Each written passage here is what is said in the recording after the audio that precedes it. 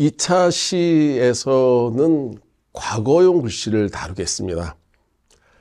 과거라는 말이 상당히 어색할 수 있습니다. 그런데 이 과거는 매우 현대적인 용어입니다. 무엇이냐면 시험을 통해서 인재를 선발하겠다는 것이죠. 그전에는 어떻게 했습니까? 집안 주면 뽑았고 누구네 아들이면 뽑았고 그랬지 않습니까? 그러나 과거라는 것은 인재를 뽑기 위해서 시험을 보겠다는 것입니다. 이 과거에 대해서 이를테면 이제 막스 베버 같은 사회학자들은 너무나도 놀라워했습니다. 어떻게 이렇게 관료를 임용하기 위한 좋은 제도가 있는지 너무 놀라워했습니다. 왜냐하면 유럽에는 없었거든요. 다 귀족이면 귀족의 아들이 하는 그렇게 추천이나 아니면 부모의 공적에 따라서 관직을 받았지 않습니까? 그러나 동아시아, 특히 중국과 한국, 베트남은 아주 과거 제도가 분명했습니다.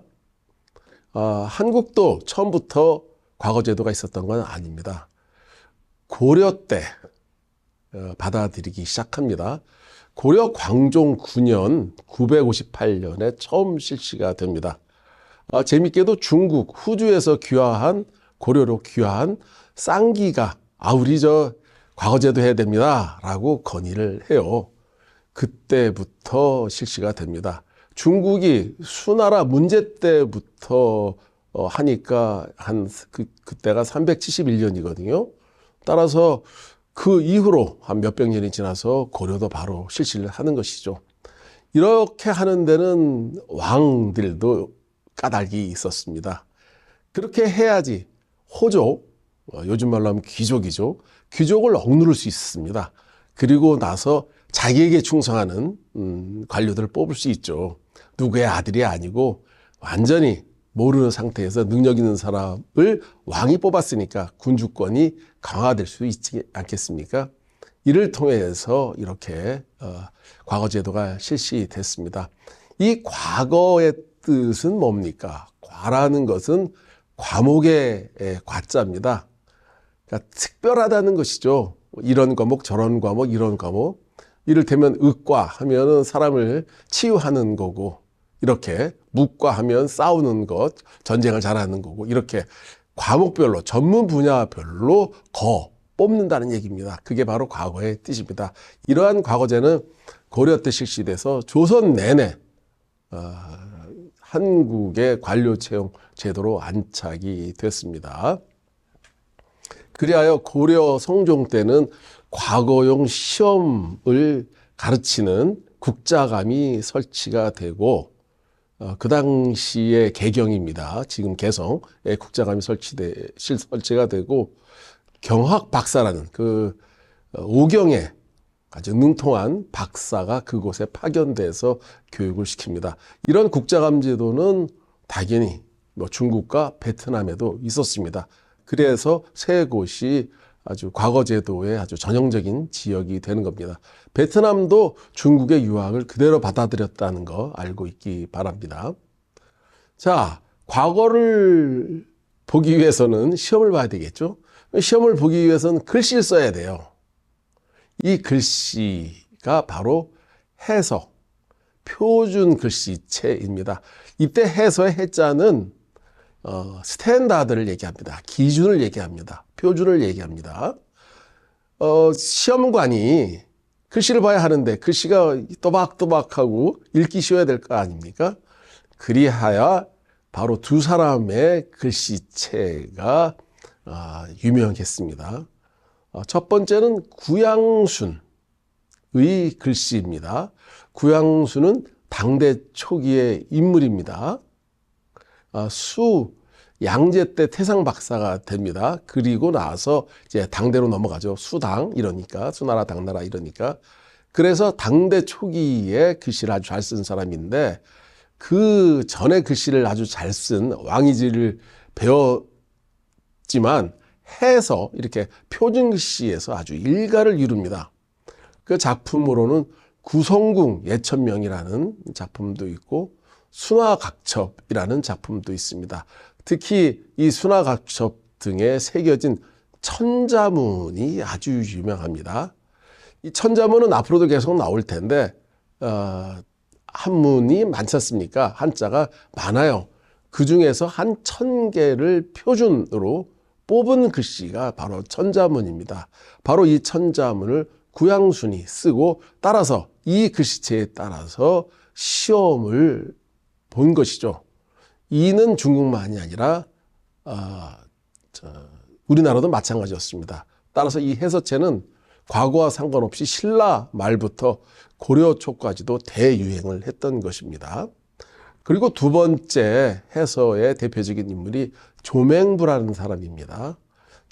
조맹부의 호가 송설입니다. 소나무 눈이란 호죠. 그래서 송설체라고도 부릅니다. 이 사람은 원나라 때 사람으로 원나라의 세조 쿠빌라이가 발탁합니다. 집현전에서 아주 학사로 뽑고 그리고 해서를 쓰게 하는 것입니다. 아주 또박또박 바른 글씨를 잘 썼습니다. 그래서 이 사람도 마찬가지로 천자문을 썼고 적벽부도 썼고 그다음 노자의 도덕경도 썼습니다. 그러나 어쨌든 이 두 인물 구양순과 조맹부 이 두 인물이 표준글씨체가 돼서 이를 학생들은 배우고 더 나아가서 과거용 글씨로 썼다는 얘기입니다. 조맹부는 해서의 4대가 중에 하나입니다. 아까 말한 구양순도 당연히 들어갑니다. 그리고 그 외에도 안진경과 유공권이라는 사람이 있습니다. 안진경과 유공권은 모두 당나라 때에 서해 갑니다. 근데 조맹부만 유일하게 원나라 후대 인물이죠. 처음에 글씨를 배우는 사람은 바로 이 네의 글씨를 이제 따라 쓰는 것을 권유할 정도입니다. 해서를 좀 더 빨리 쓰면 행서가 되고 그 다음 행서를 더 빨리 쓰고 막 그냥 알아보지도 못할 정도로 쓰면 초서가 된다는 거 이미 이제 말을 하고 나중에 다시 한번 설명을 하겠습니다. 자, 이 해서를 또박또박 잘 쓰는 데는 아주 재미있는 이야기가 있습니다. 그 이야기가 바로 한석봉과 그의 어머니입니다. 한호라는 조선에 아주 유명한 인물이 있었습니다. 글씨 쓰는 관리 사자관이었습니다. 호가 석복이었습니다. 돌봉울이라는 뜻입니다. 이 석봉, 한호, 그래서 한석봉이라고 보통 부르는데 이 한석봉이 자기가 글씨 잘 쓴다고 아주 잘난 척을 했습니다. 그러더니 그 얘기를 듣고 있던 어머니가 그래? 그럼 우리 불 끄고 너는 글씨 쓰고 나는 떡을 썰어보자. 이렇게 이야기를 합니다. 그래서 불을 끄고 썼더니 어머니의 떡은 그렇게 가지런한데 이 한호가 쓴 글씨는 아주 엉망이었던 것입니다. 그래서 이 한호가 더욱더 열심히 해서 드디어 글씨를 이루었다고 합니다. 이 한석봉의 글씨는 워낙 유명하고 그리고 조선을 대표했기 때문에 조선의 최고의 유가 중에 하나죠. 이황, 이퇴계가 살던 도산서원의 현판 글씨도 한석봉이 썼습니다. 그리고 조선에서는 한석봉이 쓴 천자문, 석봉이 쓴 천자문으로 이제 한문을 배우죠. 잠시 천자문에 대해서 소개를 하면 이렇습니다. 남조 양나라의 주홍사가 지은 것입니다. 천자로 모든 내 사구절이 뜻이 될 수 있도록 지은 게 바로 천자문입니다. 그리고 이 천자문이 워낙 좋으니까 왕이지라는 서성 최고의 글씨의 성이라고 치는 왕이제 글씨로도 천자문이 있지만 여기서 중요한 개념이 이겁니다. 집자본에 불과합니다. 집자본이라는 건 뭐냐? 왕이지가 더 빠르고 천자문이 뒤에 아닙니까?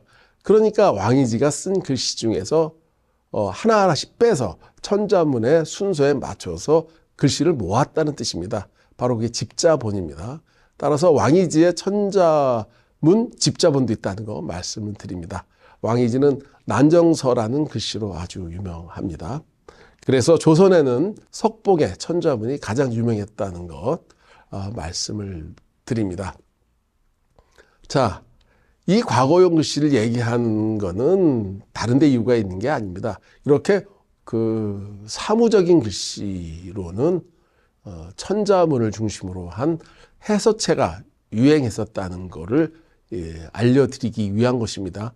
그러나 그런 글씨가 어떻습니까? 작죠. 시험 답안지인데 크게 쓸 수가 없지 않습니까?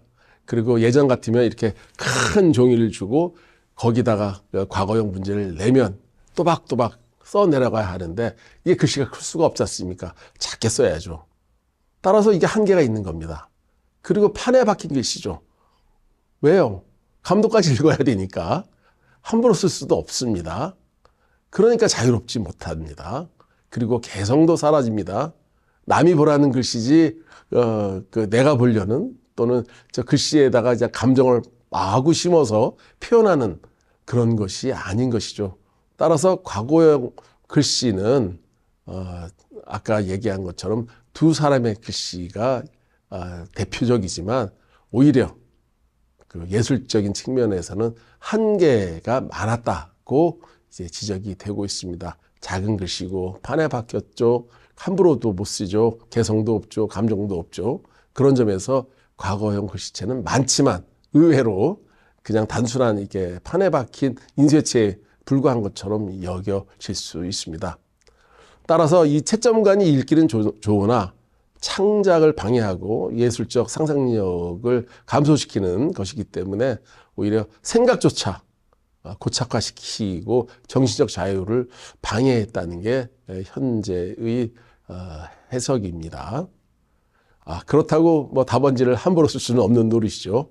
따라서 이제 과거용 글씨체도 그만큼 유행했다는 거 알고 있기 바랍니다. 이와 더불어서 상반되게 현판 글씨를 소개할 수 있습니다. 현판 글씨는 매우 크게 쓰는 글씨입니다. 어디 큰 건축물 줘놓고 그것에 이름을 쓰는 글씨죠. 이거 정말 어렵습니다. 아주 전체적인 호흡이 맞아야 되죠. 그리고 글씨의 안배가 돼야 되죠. 따라서 그런 글씨는 아무나 쓰는 게 아니라 정말로 그 당시에 아주 최고의 명필이 썼습니다. 이 큰 글씨 쓰는 것도 아주 어려운 글씨였다는 것 이해해 주기 바랍니다.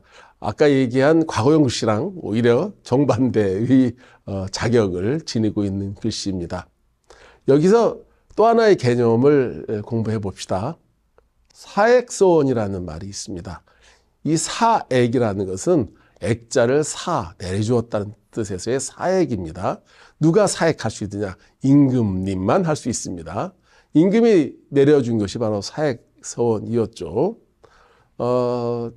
현재도 그렇지만 많은 조선시대 때의 사학들입니다. 서원은 이제 사액서원이길 원했습니다.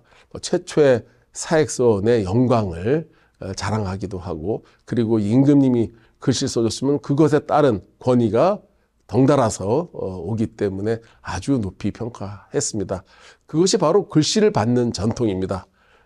단순히 정보 전달의 의미만 있는 것이 아니죠. 그 이상의 의미가 있는 것입니다. 이를테면 또 그 서울을 대표하는 광화문이 있고 그 광화문을 광화문이라고 써야 할 거 아닙니까? 그래서 현재는 그 현대 정권이 들어오기 전에 조선시대 때 글씨로 썼지만 어느 순간 박정희 대통령의 글씨로 바뀐 적도 있습니다. 이게 바로 글씨와 어떤 권력의 관계를 보여주는 좋은 예입니다. 이런 데에는 바로 글씨가 곧 그 사람이라는 전통이 숨어 있는 것입니다. 글씨를 보면 그 사람을 알 수 있다는 거예요. 그리고 글씨가 그 사람을 표현한다는 것이죠. 바로 이런 식의 서여 기인의 전통이 있었다는 것 알고 있기 바랍니다. 과거에는 관리 채용을 할 때 4가지를 봤다고 합니다. 첫째는 몸 어떻게 생겼나 하는 것이죠. 두 번째는 말 얼마나 잘하느냐, 조리 있게 하느냐, 뭐 신뢰 있게 하느냐 이런 것들. 그 다음 세 번째는 글씨 쓰는 거를 봤다고 합니다. 글씨 잘 쓴다 못 쓴다의 문제를 넘어서 글씨가 곧 그 사람이란 전통 때문에 그렇습니다. 글씨를 보면 그 사람의 인격을 알 수 있다는 것 때문이죠. 그리고 마지막으로는 판단력을 봤다는 얘기입니다. 어느 때 어떻게 행동하고 어떻게 행동하는 걸 봐야 되겠죠. 그러니까 면접을 볼 때 어떻게 생겼나 보고 어떻게 말하나 보고 어떻게 글씨 쓰나 보고 그다음 어떻게 행동하나를 봤다는 얘기입니다. 그거를 신원섭파지라고 해서 상당히 관리 채용에서 중시했다는 것을 말씀드립니다. 이런 기준은 사실 신당서, 선거, 사람을 뽑아 쓴다는 그런 내용을 담은 글에 나오는 것입니다.